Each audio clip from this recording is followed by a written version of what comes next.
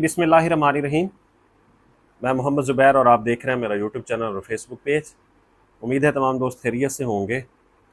अच्छा जी, आज की वीडियो में हम बात करेंगे excise and taxation and narcotics control department जो गवर्नमेंट ऑफ पंजाब का है, उसमें असिस्टेंट की सीट्स आई हैं।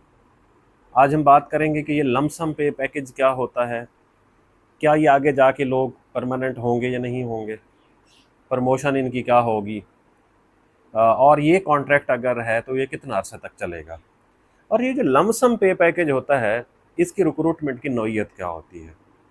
लेकिन उससे पहले पब्लिक सर्विस कमीशन के जो एग्ज़ाम्स हैं, अभी क्योंकि एक हमारे पास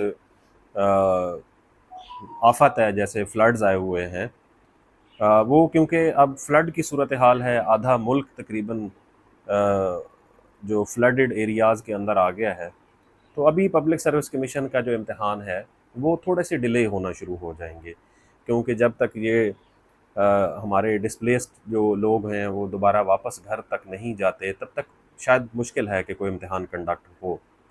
तो इसलिए कि आप लोगों को कुछ दिन मिल जाएंगे, तो आप में से वो लोग जो SBEO पीरा या इसके अलावा बाकी जॉब्स के अगेंस्ट उन्होंने अप्लाई किया हुआ है, लेबर ऑफिसर या असिस्टेंट पैसी या जूनियर क्लर्क, तो इसके ऊपर हमारा सेशन इंशाल्लाह सोमवार को शुरू हो रहा है। तो उसमें 2 एक्सपर्ट्स मेरे साथ होंगे, तो आप जो है वो उसको ज्वाइन कर सकते हैं। 2 महीने का हमारा सेशन है, उसमें हम जनरल नॉलेज की और जो पीरा लाज है उसकी तैयारी करवाएंगे। और क्योंकि जनरल नॉलेज एक ऐसा कम्युलेटिव हमारा पेपर है जो तमाम पोस्ट के अगेंस्ट होता है, तो आप में से वो लोग जो उसको ज्वाइन करना चाहते हैं तो जो नीचे नंबर दिया गया है उसके ऊपर रब्ता कर सकते हैं। अच्छा जी, आप बात करते हैं assistant. Total number of post जो है ये जो एक्साइज एंड टैक्सेशन के अंदर आई है 9 है, 9। इसमें से 8 ओपन मेरिट की हैं और 1 खवातीन की है।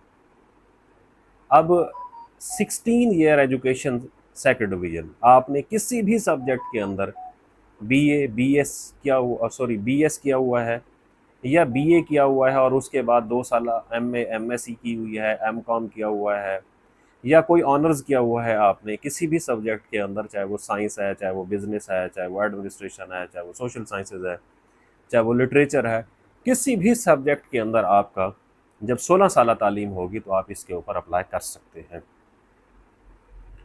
अब इसकी जो एज रखी गई है वो 21 से 28 साल प्लस 5 साल general age relaxation for male, mean 33 years तक मेल अप्लाई कर सकते हैं और 36 ईयर्स तक फीमेल अप्लाई कर सकती हैं, इंक्लूडिंग एज रिलैक्सेशन 8 साल की।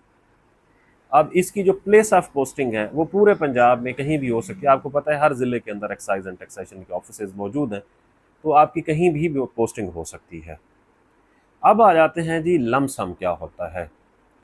इसकी जो तनख्वाह रखी गई है वो है 2,36,647 पर मंथ। अब ये जो लमसम पे पैकेज है, बुनियादी तौर पर हमारे पास जो प्रोविजंस हैं अकॉर्डिंग टू रिक्रूटमेंट पॉलिसी, उसमें 3 प्रोविजंस हैं। एक, आप कॉन्ट्रैक्ट के ऊपर लोग रखते हैं जो कि आगे जाके रेगुलर हो जाते हैं। दूसरा, आप प्रोजेक्ट पोस्टें होती हैं जो PPS के ऊपर आते हैं, वो जब तक प्रोजेक्ट चलता है उनकी प्रोजेक्ट तक ही सर्विस होती है, चाहे वो 2 साल का हो, 1 साल का, या 6 महीने का, या 6 साल का। जैसे ही प्रोजेक्ट ख़त्म होगा तो उनकी टर्म एंड कंडीशंस ऐसे डेवलप होती हैं कि उनकी नौकरी ख़त्म हो जाती है।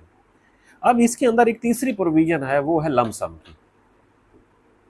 लमसम में इतनी ज़्यादा तनख्वाह इसलिए रखी जाती है कि ये मुस्तकबिल के अंदर जाकर रेगुलर नहीं होते। इसकी मिसालें हमारे पास मौजूद हैं बहुत सारे महकमों के अंदर, जो लोग लमसम के ऊपर भर्ती होते हैं। प्रोसिक्यूशन डिपार्टमेंट के अंदर भर्ती होते हैं। Land record authority, Punjab land record authority, जिसे हम पैलरा कहते हैं, उसमें जितने भी स्टाफ है, चाहे वो पब्लिक सर्विस कमीशन की तरफ से ADLR भर्ती हुए थे या लैंड रिकॉर्ड ऑफिसर्स भर्ती हुए थे, वो सारे के सारे लमसम पे पैकेज के ऊपर आए थे। अब लमसम पे पैकेज की जो प्रोविज़न है हमारी रिक्रूटमेंट पॉलिसी के अंदर, उसमें यह है कि ये सीट रेगुलर नहीं होती, लेकिन ये भी नहीं है कि ये 3 साल के बाद आपको निकाल देंगे, ये नहीं है। पैलरा में जो लोग 2012 में भर्ती हुए थे वो 2025 में भी काम कर रहे हैं। उन्होंने अगर खुद नहीं छोड़ा तो और बात है, बट महकमे ने उनका कॉन्ट्रैक्ट ख़त्म नहीं किया। 3 साल का कॉन्ट्रैक्ट होता है, फिर उसको एक्सटेंड कर दिया जाता है, फिर उसको एक्सटेंड कर दिया जाता है, क्योंकि इसकी टर्म्स एंड कंडीशंस लमसम की ऐसी ही होती है। तो आप में से वो लोग जो ये सोच रहे हैं कि ये जॉब 3 साल के बाद ख़त्म हो जाएगी, तो ये ख़त्म नहीं होगी। पब्लिक सर्विस कमीशन की तरफ से रिक्रूटमेंट करवाने का मकसद ही यही है कि ये लोग थ्रू प्रॉपर चैनल आएंगे, जब तक ये काम करते रहेंगे तब तक इन्हें तनख्वाह मिलती रहेगी। अब 2,36,647 तनख्वाह रखने की वजह क्या है?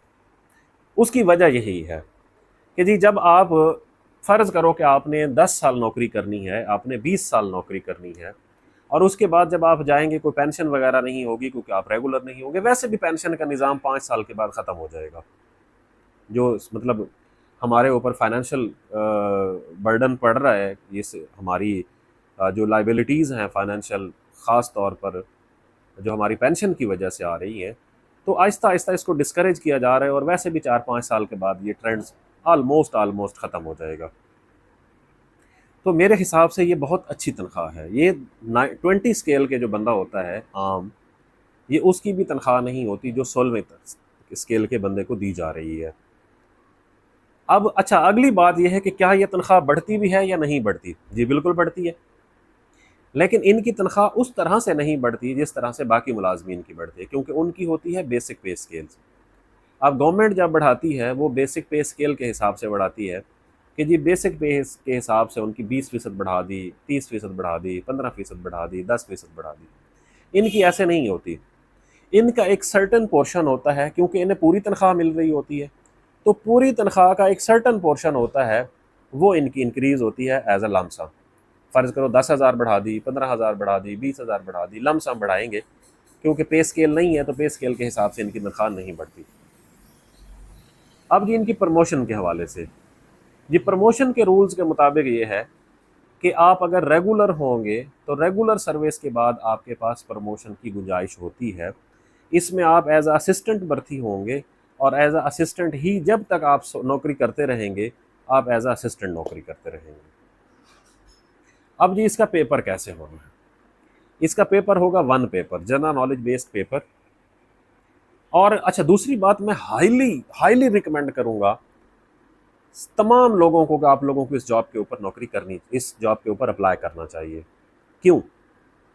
एक स्कूल में बैठा हुआ बंदा जो 14वें स्केल का स्कूल टीचर है, उसकी तनख्वाह मेरे ख्याल में शायद 50,000 या इससे थोड़ी सी ज़्यादा होगी, और कहाँ 50,000 और कहाँ 2.5 लाख रुपए।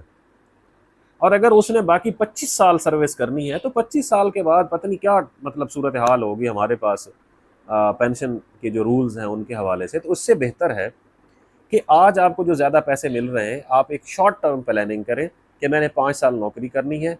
अगर आप 5 साल नौकरी करते हैं और हर महीने आप 2.5 लाख रुपए लेते हैं, तो ये तकरीबन मतलब 2,36,000 रुपये के हिसाब से भी लगाएं, तो पर मंथ आपकी तनख्वाह तकरीबन 28 लाख रुपए बनती है, या इससे थोड़ी सी ऊपर नीचे होगी। अब पर मंथ, पर ईयर आप अगर तकरीबन 30 लाख रुपए ले रहे हैं, तो अगर आप 5 साल नौकरी करते हैं तो 2.5 करोड़ रुपए आपने कमा लिए। और अगर आप वैसे सारी सर्विस करते रहें तो आपकी तनख्वाह इतनी बढ़ ही नहीं सकती। तो ये एक बहुत ब्लेसिंग है कि जी लमसम पे पैकेज के ऊपर ऐसी नौकरी आई है जिसके ख़त्म होने के चांसेस नहीं है। लेकिन हाँ, उसमें रेगुलर नहीं होंगे आप, और अब वैसे भी बहुत सारी जॉब्स ऐसी आई हैं जो रेगुलर नहीं है। अगर होंगी भी सही तो कितने एक पैसे आपको 50 साल की सर्विस करने के बाद मिलेंगे, उससे ज़्यादा तो आप अपनी तनख्वाहों की मद में ले चुके होंगे। तो ये एक बहुत अच्छा पैकेज है। इसका 1 पेपर होना है, एक जनरल नॉलेज बेस्ड पेपर जो कि आम पब्लिक सर्विस कमीशन का होता है। इसके लिए आप कारवान कम्प्रीहेंसिव MCQs पढ़ें, इसके लिए आप एडवांस मॉडल पेपर्स की किताब पढ़ें।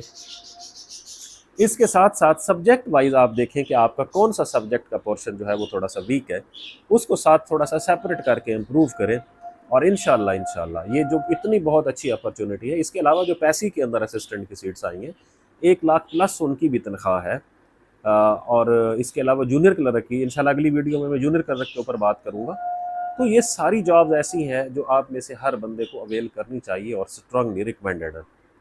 तो आज की ये वीडियो थी। अगर आप में से कोई बंदा जो हमारे सेशन को ज्वाइन करना चाहता है, तो नीचे जो नंबर दिया गया है उसके ऊपर रब्ता कर सकता है, और इंशाल्लाह उसमें आप लोगों को बहुत फ़ायदा होगा, क्योंकि शहजाद साहब और सलीम साहब, ये 2 ऐसे लोग हैं जो ग्रेड 17 के अंदर सर्व कर रहे हैं और उनका काफ़ी एक्सपोजर है पब्लिक सर्विस कमीशन की तरफ से।